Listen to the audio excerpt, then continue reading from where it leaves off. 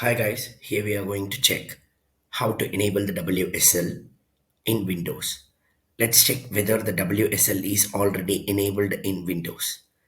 To do that, we are going to check in command prompt by typing bash.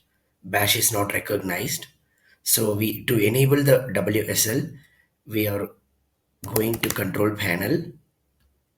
In this, here in uninstall a program. In the top left corner, you will find turn Windows features on or off. Then the pop-up appears. Scroll until you reach the bottom. Here you can see Windows subsystem for Linux, which is already unchecked. We need to check it. And one more option, which is virtual machine platform. This is also unchecked. We need to check these two options. Click OK, and the changes are applying.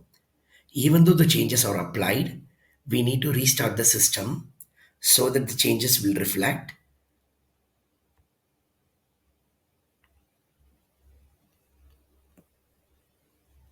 After restart, let's check whether the WSL is enabled by typing bash in command prompt. WSL enabled. Let's install the distribution. We are using Ubuntu distribution.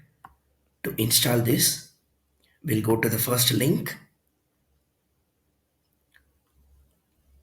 download from the Microsoft Store. In this, it is mentioned Ubuntu, and they did not mention any Ubuntu version. By default, the Ubuntu long term support version will be installed, which is a 22.4. Once if the installation takes place, let's open the application. Still, you will encounter an error that it requires an update to its kernel component. To fix this, go to this URL. In this URL, you will find one file here. Download this and install the Linux kernel update package. Once the installation has taken place, let's reopen the Ubuntu.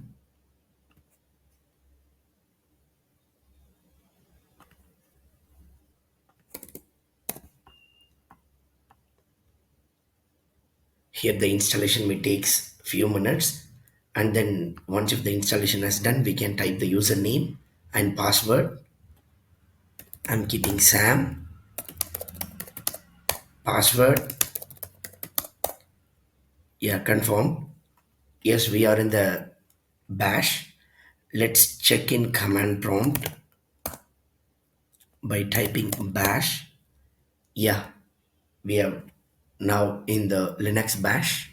Thank you.